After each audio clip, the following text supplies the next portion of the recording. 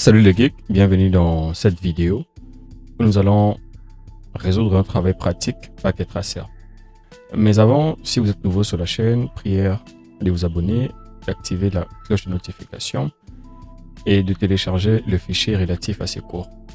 Alors bien sûr, ces fichiers sont dans Google Drive et je vais mettre le lien dans la description pour que vous puissiez le télécharger. Alors une fois que vous avez téléchargé ce fichier, vous allez voir que il y a un dossier CCNA 1 version 7.2 FR. Vous le téléchargez. Moi, je vais donc ouvrir ces dossiers. Voilà. En ouvrant ces dossiers, j'ai deux sous-dossiers. J'ai le premier dossier, fichier du cours. Le deuxième dossier, le logiciel paquet tracer. Je vais aller sur le premier dossier, fichier du cours. Donc là, je présume que vous avez déjà installé paquet tracer. Sinon, vous pouvez suivre la vidéo qui s'affiche juste sur l'écran pour voir comment est-ce que vous pouvez télécharger paquet tracer et l'installer. Alors, nous allons résoudre aujourd'hui ce travail pratique. Donc le 1.5.7 paquet tracer network representation ou bien la représentation du réseau. Alors, je commence par ouvrir le document Word. Voilà, il s'ouvre. En même temps, je peux déjà lancer le fichier PKA pour paquet tracer. Alors là, on me dit qu'il y a un document qui ne s'était pas bien fermé. Alors, je l'avais déjà bien fermé, il n'y a pas de problème.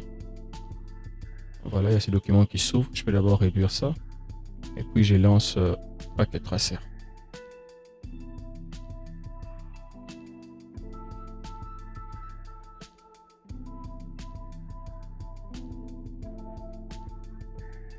Voilà que le fichier s'est ouvert.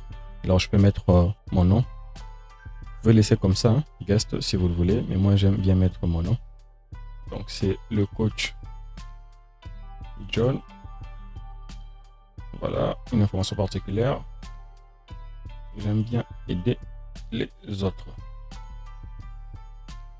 Voilà, ça c'est quelque chose que j'aime bien. Bien sûr, vous n'êtes pas obligé de faire comme moi. Voilà, c'est bon. Alors comme on a vu, on peut bien évidemment avoir ces fichiers comme ça. Bon, comme vous le savez, moi j'aime pas trop ça. J'aime bien réduire ces fichiers, mettre paquet tracer à droite et puis rouvrir notre document Word. Voilà, il est là. Voilà. Alors là, on peut commencer. Moi, je remarque ici que c'est un peu plus grand. J'aime pas trop ça. On réduit un peu le zoom. Parfait. Donc là, nous sommes sur paquet tracer. Représentation du réseau. Objectif. Le réseau utilisé au cours de cet exercice intègre plusieurs des technologies que vous maîtriserez dans le cadre de votre certification CCNA. Bien sûr, nous avons parlé lors de la première vidéo que la certification industrielle ou la certification internationale à passer, après avoir passé tous les 3 CCNA, c'est-à-dire le CCNA 1, le CCNA 2 et le CCNA 3, le code de cette certification ou de cet examen industriel, c'est le CCNA 200-301. Il sera très important pour vous de maîtriser comment est-ce que vous pouvez vous y prendre, comment utiliser paquet tracer. Il représente une version simplifiée d'un réseau de petites et moyennes entreprises. N'hésitez pas à explorer le réseau par vous-même. Lorsque vous êtes prêt, effectuez les tâches suivantes et répondez aux questions. Remarque, il n'est pas important que vous compreniez tout ce que vous voyez et faites dans cette activité. N'hésitez pas à explorer les réseaux par vous-même. Si vous souhaitez poursuivre de manière plus méthodique, procédez comme suit. Répondez de votre mieux aux questions. Instruction. Étape 1. Identifiez les composants des bases d'un réseau tel qu'est représenté dans paquet tracer. La barre d'outils située dans les coins inférieurs gauche propose plusieurs catégories de composants réseau. En principe, vous devez voir celles qui correspondent aux équipements intermédiaires, aux périphériques finaux et aux supports. La catégorie connexion, avec l'icône en format d'éclair, représente le support réseau pris en charge par paquet tracer. Il y a une catégorie périphériques finaux ainsi que 2 catégories propres à paquet tracer, périphériques personnalisés et connexion multi-utilisateur. Donc tout ce dont on a parlé, donc, quand on parle de ces différentes catégories, où on parle d'équipements réseau, network devices, où on parle des périphériques finaux and devices, où on parle de des composants aussi qui sont là. on a la connexion, on a quelque chose de particulier pour Packet Tracer qu'on appelle de périphérique spécial personnalisé.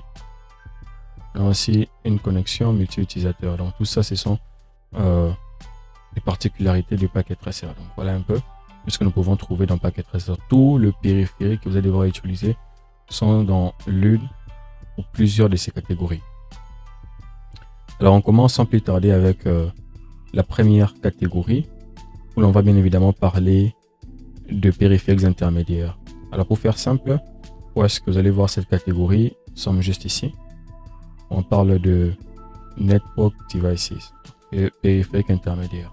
Alors la question est celle de savoir ou d'énumérer les catégories des périphériques intermédiaires. Bien sûr, on l'avait déjà vu, nous avons les routeurs, nous avons les commutateurs, nous avons les concentrateurs, nous avons les périphériques sans fil, nous avons également les périphériques de sécurité, et puis nous avons l'émulation WAN, donc l'émulation des réseaux étendus. Donc on a là 6 catégories dans la catégorie des périphériques intermédiaires ou des périphériques réseau. Okay. Alors maintenant, on va répondre à ces différentes questions. Sans entrer dans les clouds internet ou intranet, combien d'icônes dans la topologie représentent des terminaux? Une seule connexion et aboutissant. Donc on va devoir compter tous ensemble. Donc on ne va pas entrer sur internet ou sur intranet, on va simplement compter les icônes des périphériques finaux qu'on appelle de terminaux. Là on va commencer, on va d'abord commencer par la branche centrale ou le réseau local central. On a premièrement le serveur, donc on peut compter 1, 2, 3, 4, 5. On vient ici sur branch, 6, 7, 8, 9, 10, 11. Donc on a parlé que d'une seule connexion, donc tout ça, ça va compter pour un équipement. On continue, on monte, home office, 12, 13, 14, 15. Donc pour ce qui est de cette question, combien d'icônes, nous allons compter que nous en avons 15. Alors on continue. Donc sans compter les deux clouds, combien d'icônes dans la topologie représentent les périphériques intermédiaires avec plusieurs connexions et aboutissants? On vient sur centrale, on compte 1, 2, 3, 4, 5, 6. On continue, 7, 8, 9. Et on vient 10, 11. Donc là nous avons 11 périphériques intermédiaires. Si vous ne comprenez pas certains périphériques ou certaines icônes des périphériques, il n'y a pas de problème. Plus tard vous allez comprendre ça avec la pratique. Donc ici on en a 11. Continue. Combien de périphériques finaux ne sont pas des ordinateurs des bureaux? Ok. Donc on va compter juste des périphériques finaux qui ne sont pas des ordinateurs de bureau. Alors un ordinateur de bureau a pour nom PC. Comme on peut voir la PC, ça ce sont des ordinateurs de bureau. Alors tout ce qui n'est pas PC ou qui n'a pas cette représentation, cette icône-ci, ça ne sera pas un ordinateur de bureau. Alors, on va commencer à compter. Déjà, je peux réduire un petit peu pour qu'on puisse tout voir à l'écran, c'est parfait. Donc ici on a centrale qui n'est pas un ordinateur de bureau, ça c'est le premier périphérique. Puis on vient ici, on a, donc là c'est 1, 2, 3, 4, 5. Puis on vient 6, 7, 8. Donc on a 8 périphériques finaux qui ne sont pas des ordinateurs des bureaux. C'est parfait. On continue. Combien de types différents de connexions avec le support cette topologie des réseaux utilise-t-elle? Alors pour parler des connexions avec le support, on va juste venir sur Connection. Et on voit toutes les différentes connexions qui sont présentes sur Packet Tracer. Ok, donc, il y en a un peu trop. Alors on va commencer à compter. Nous sommes sur Central. On va commencer par compter les connexions que nous avons ici. Ok, les différents types de connexions. Alors cette connexion-ci, c'est une connexion du câble en cuivre. C'est le câble 3. Nous avons là ces câbles en cuivre. Donc c'est écrit en anglais Copper Swirl Through. Vous excuserez, mon accent n'est pas encore parfait en anglais. Ça, c'est la première connexion, le premier type de connexion. Le deuxième type de connexion, c'est la connexion série DTE. Donc, on est là, le deuxième type de connexion. Alors, on vient ici, on a encore la même connexion par rapport au câble en cuivre 3. Puis, on vient ici pour le troisième type de connexion, c'est les sans fil. Donc, sans fil, ça se voit pas. Troisième type de connexion. On vient encore ici, on a du sans fil.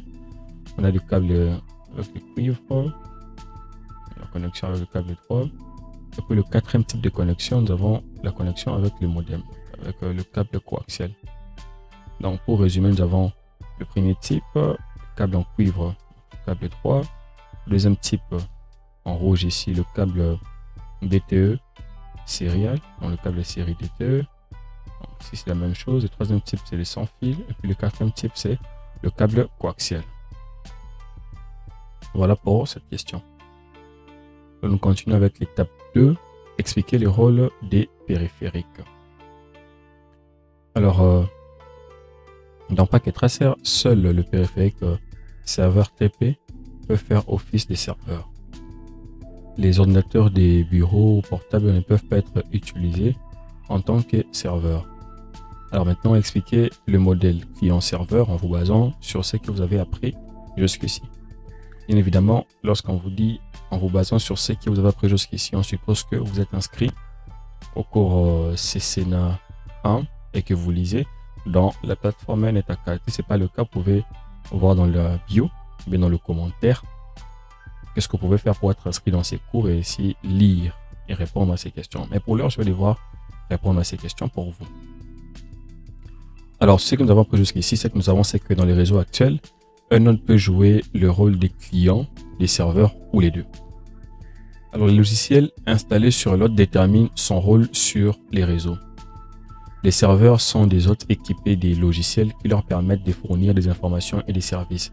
Par exemple, des messages électroniques ou des pages web à d'autres hôtes sur les réseaux. Les clients sont des hôtes équipés d'un logiciel qui leur permet de demander des informations auprès du serveur et de les afficher. Un client peut également être configuré en tant que serveur simplement grâce à l'installation d'un logiciel serveur.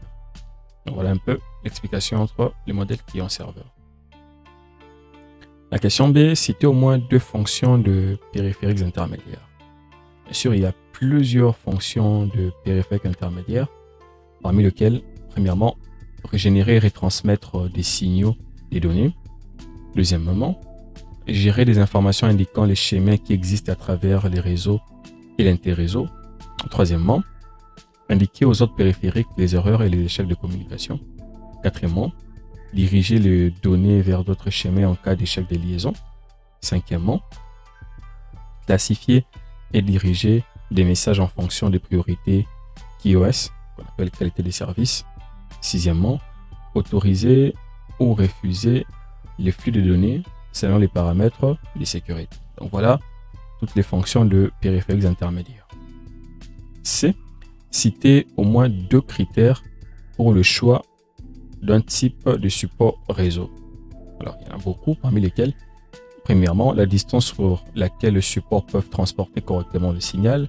Deuxièmement, l'environnement dans lequel le support doit être installé.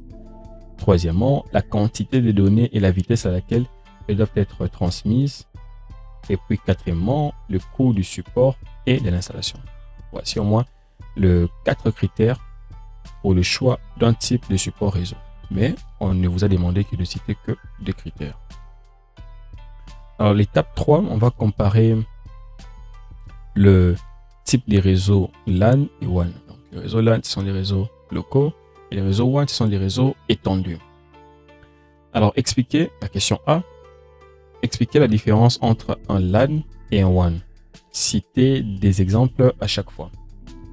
Alors, les réseaux locaux LAN fournissent un accès réseau aux utilisateurs finaux sur une zone peu étendue. Un bureau à domicile ou un complexe scolaire sont des exemples de LAN.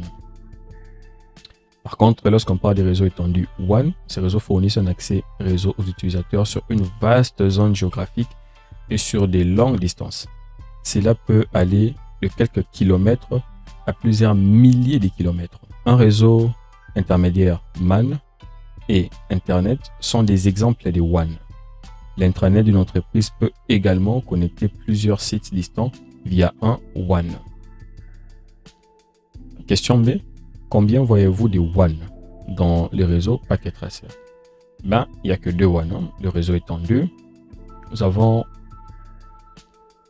Internet et puis intranet. Donc, ça, c'est le premier réseau WAN. Puis nous avons le deuxième réseau WAN. Donc, Internet, c'est le premier réseau et puis l'intranet, c'est le deuxième réseau. Les réseaux WAN sont là. Combien voyez-vous de LAN? Question C, il y en a 3. Et le premier réseau LAN qui est là, c'est facilement d'ailleurs identifiable. Il y a l'étiquette et puis la délimitation. On a le premier réseau qui est là, le deuxième réseau qui est là, le troisième réseau qui est là. Parfait. D. L'Internet dans ces réseaux paquets tracés est trop simplifié et ne représente pas la structure et la forme de l'Internet réel. Là, on vous demande de décrire brièvement l'Internet. Alors, l'Internet est surtout utilisé lorsque nous avons besoin de communiquer avec une ressource sur un autre réseau. L'Internet est un maillage mondial des réseaux interconnectés, ce qu'on appelle l'interréseau. Question E. Quels sont les moyens les plus courants pour un utilisateur à domicile de se connecter à Internet? Alors, pour cela, on va utiliser le câble, on va utiliser la DSL, on va utiliser la ligne commutée, on va utiliser le signal cellulaire et le satellite. Question F. Quelles sont les méthodes couramment utilisées par les entreprises pour se connecter à Internet? Alors, les entreprises peuvent bien évidemment utiliser les lignes louées spécialisées, le métro Ethernet, la DSL, le câble, ainsi que le satellite. Voilà, ce sera tout pour cette activité. Alors, il y a une question secrète. On dit maintenant que vous avez l'occasion d'explorer les réseaux illustrés dans cette activité paquet tracer. Vous avez peut-être acquis certaines compétences que vous souhaitez mettre en pratique. Peut-être vous voulez explorer ces réseaux de manière plus détaillée. Même si ce que vous voyez utilisé dans Packet Tracer dépasse votre niveau de compétences actuelles, vous voudrez peut-être relever quelques défis. Ne vous inquiétez pas si vous rencontrez des difficultés. Vous maîtriserez bientôt l'utilisation et la conception des réseaux avec Packet Tracer. C'est parfait. Alors ce qu'on peut faire, c'est que on va suivre ce que nous est demandé ici. On va ajouter un perfect terminal à la topologie et raccorder-les à l'un des réseaux locaux à l'aide d'une connexion multimédia. Que faut-il faire d'autre à ces périphériques pour envoyer des données aux autres utilisateurs finaux? Pouvez-vous fournir ces informations? Existe-t-il un moyen de vérifier que vous avez correctement connecté le périphérique? On peut faire ça si l'on veut. Alors on me demande d'ajouter, alors ça c'est pas obligatoire, hein, c'est juste pour vous montrer comment on pouvait le faire. Est-ce qu'on peut ajouter un perfect terminal? C'est qui est demandé, perfect terminal. Donc on vient sur End Devices ici.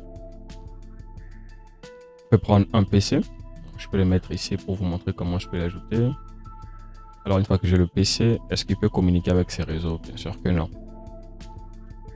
Que faudra-t-il d'autre à ces périphériques pour envoyer des données aux autres utilisateurs finaux?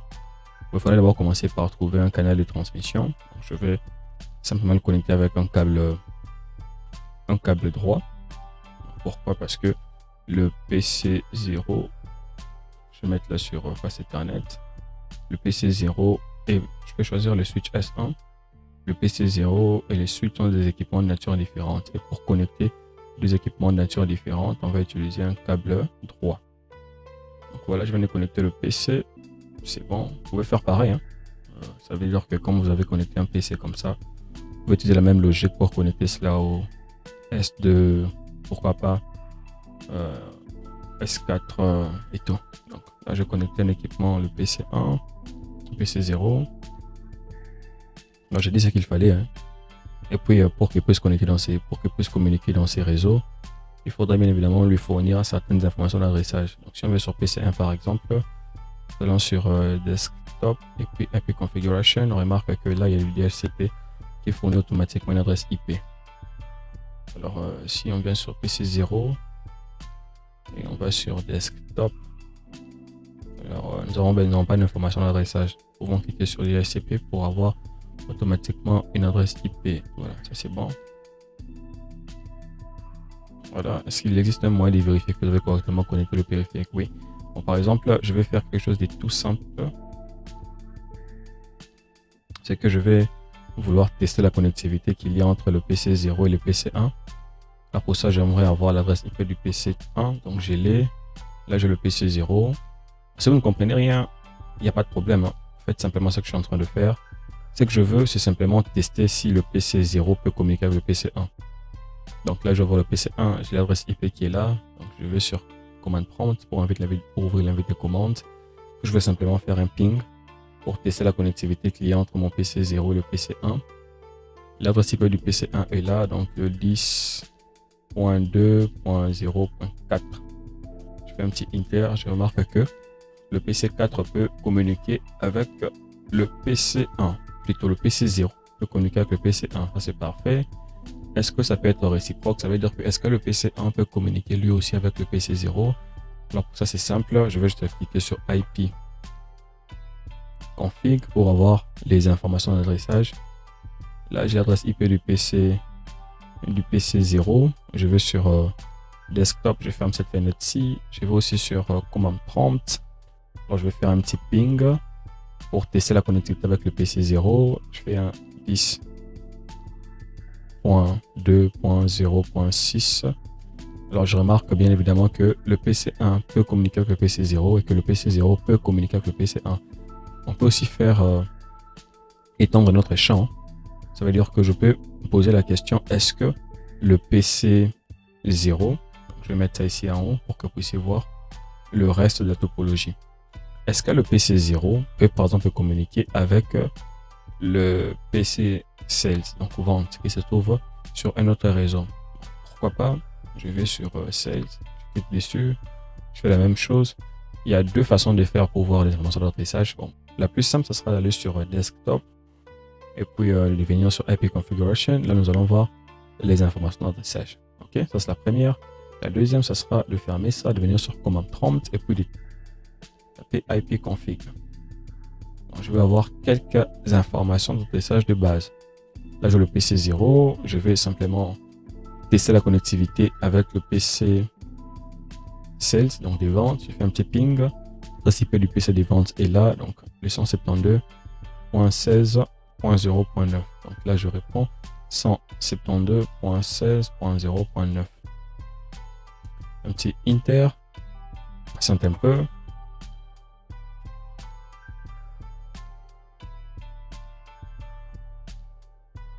Voilà, il n'y a pas eu de connectivité. Alors, il peut y avoir beaucoup de raisons à cela. Alors, si je reprends, je pense qu'il n'y aura pas trop de connectivité. Peut-être qu'il y a une liste de contrôles d'accès qui a été établie sur le routeur pour justement refuser toute connexion entrante vers ces réseaux. Donc, les centrales vers les réseaux branch. Mais si vous ne comprenez pas tout ce qui concerne les access lists, donc les listes de contrôle d'accès, il n'y a pas de problème. On va en parler un peu bien plus tard dans ces cours. Donc comprenez simplement que ici le PC 0 ne peut pas atteindre le PC Sales, le PC du département des ventes. Mais est-ce que le contrat peut être vrai? Donc c'est-à-dire que je vais faire un petit ping. Alors l'adresse IP du PC 0. Donc là je vais pinguer. Donc ça veut dire quoi? Ce que je vais faire de façon simple. Donc je considère que nous sommes tous au niveau 0. Je vais devoir expliquer pas à pas ce que je fais. Bien sûr, hein, certains d'entre vous sont déjà à un niveau bien plus avancé. Donc je vais aller de base qu'on ne connaît rien. Donc j'ai testé la connectivité qu'il y avait entre le PC 0 qui est là avec le PC qui est sur Sales, donc le PC Sales vente. Je vois que le PC 0 ne peut pas atteindre Sales. Ok. Et maintenant je me demande, bon, il y a plusieurs raisons. Je dis par exemple qu'il peut y avoir une liste de contrôle d'accès soit sur le routeur R2, soit sur le routeur R4. Le routeur R4 pour dire que nous refusons toute connexion entrante. Ok. Ou les routeurs R2 pour dire que nous refusons que celui qui est à l'intérieur puisse aller vers l'extérieur. Mais bien souvent, la liste de contrôle d'accès peut être établie ici.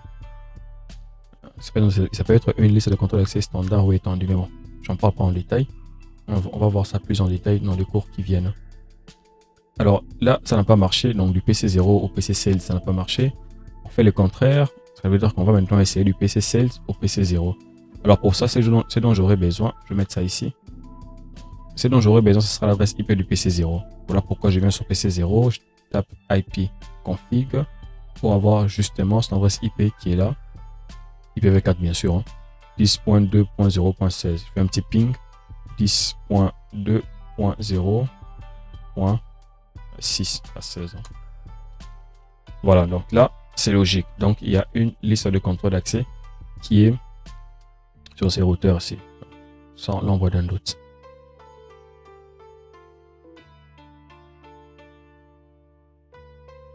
Alors, je peux voir s'il y a une liste de contrôle d'accès établie sur ces routeurs R4.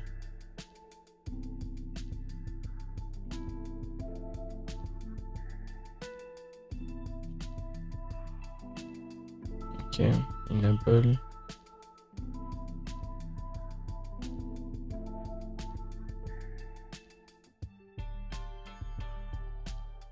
Donc voilà. Là, on peut show running config. Voir tout ce qu'il y a.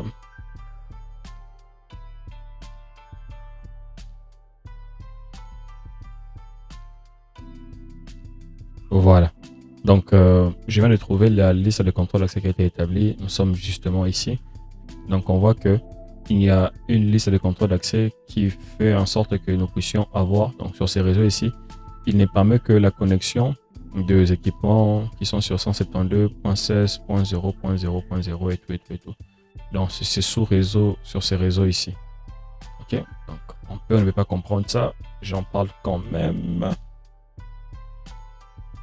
Donc, si je viens sur desktop 0, je veux juste voir si ce sont les équipements de quel PC.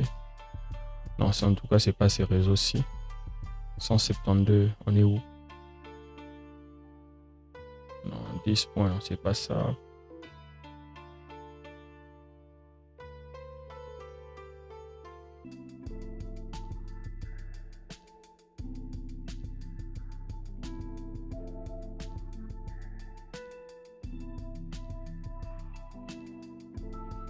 En tout cas, je fais cela pour que vous puissiez voir jusqu'où nous allons aller dans les travaux pratiques. Hein. Dans ces cours de CCNA. Donc ici, je ne vois pas le réseau 172.16.0.0. Je cherche un peu, je suis patient. Regarde ici.